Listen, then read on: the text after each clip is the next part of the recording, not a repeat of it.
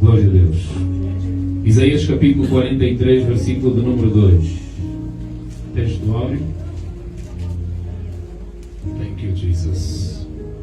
Assim diz a palavra que não erra. Quando passares pelas águas, eu serei contigo. Quando pelos rios, eles não te submergirão.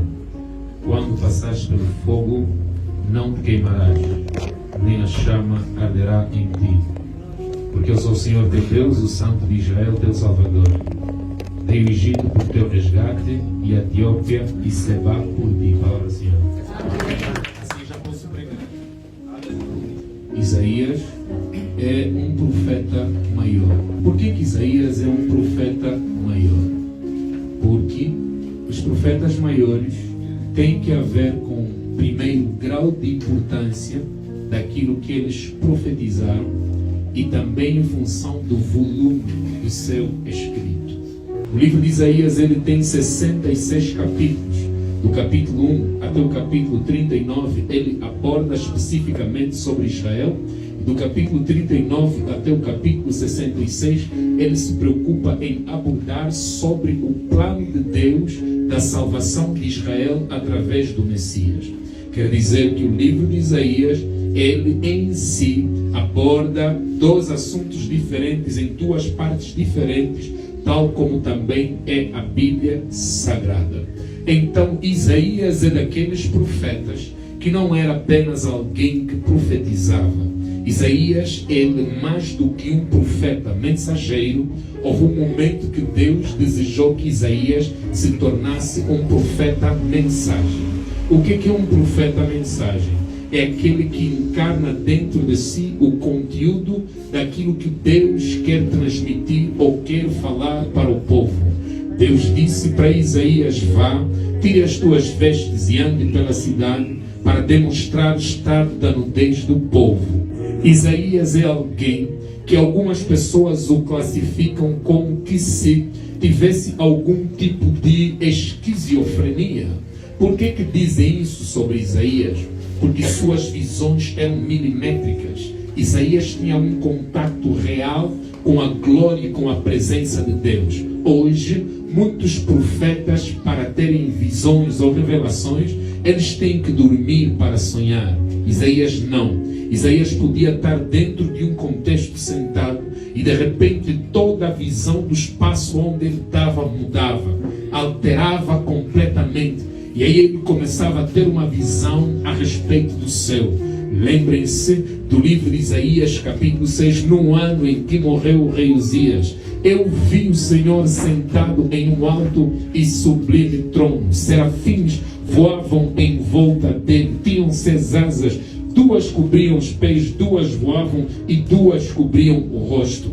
Isaías ele diz: ai de mim, eu estou a ver o Rei da Glória, e há uma brasa que foi tirada do altar e colocada sobre a sua boca como símbolo de autorização para ele começar a exercer o seu ministério. Isaías é daquele tipo de pessoas que entendeu que o ministério é das coisas que requer abnegação e sacrifício. Para que se você viva coisas extraordinárias, você tem que fazer o extraordinário. O maior problema dessa geração é que nós temos hoje pregadores, cantores, músicos gospel que dizem ser chamados por Deus, mas passam a vida a assistir novela, passam a vida em encontros com amigos, passam a vida em encontros familiares, passam a vida em encontros no bairro, passam a vida a jogar jogos de estímulo e de resposta lá fora, e isso não é a representação de alguém que realmente tem um chamado divino.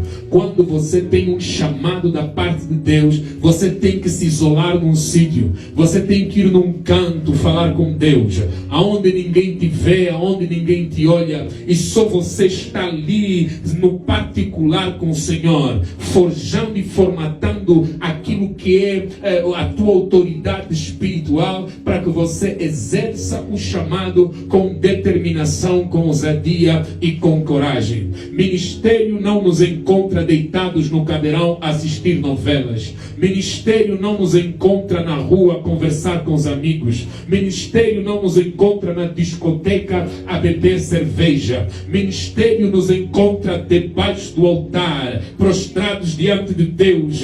E aí eu me encontro com Deus, Deus confronta a minha natureza e eu recebo algo novo da parte de Deus, e aí começo a fazer algo novo na terra. Então eu vim pregar para um jovem, para uma jovem, para um pai, para uma mãe que está neste lugar. Talvez você não tenha cara de propósito, talvez você não tenha aparência de propósito, talvez você não tenha cara de alguém que foi chamado por Deus para alguma coisa extraordinária, mas eu vim dizer para alguém: Deus não precisa de pessoas preparadas para Ele eleger para o ministério. Deus não tem compromisso com o teu batom, com o teu cabelo brasileiro, com a maneira que você fala ou com a maneira que você veste. Deus tem compromisso com o seu propósito. E quando Deus quer usar alguém, independentemente da vontade do homem, independentemente da vontade do diabo, Ele usa quem Ele quiser, como Ele quiser, aonde Ele quiser. Mas pastor, eu nasci num bairro humilde, eu nasci numa casa humilde. Deus, quando quer usar alguém, Ele não vai no gabinete do PCA da Sonangol, não, porque ali já são.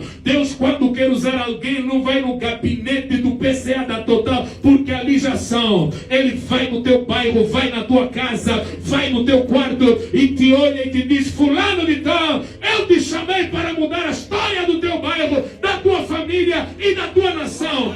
Essa mensagem não é para pessoas que te olham assim, com cara trancada. Essa mensagem é para pessoas que acreditam que você vai mudar a história da tua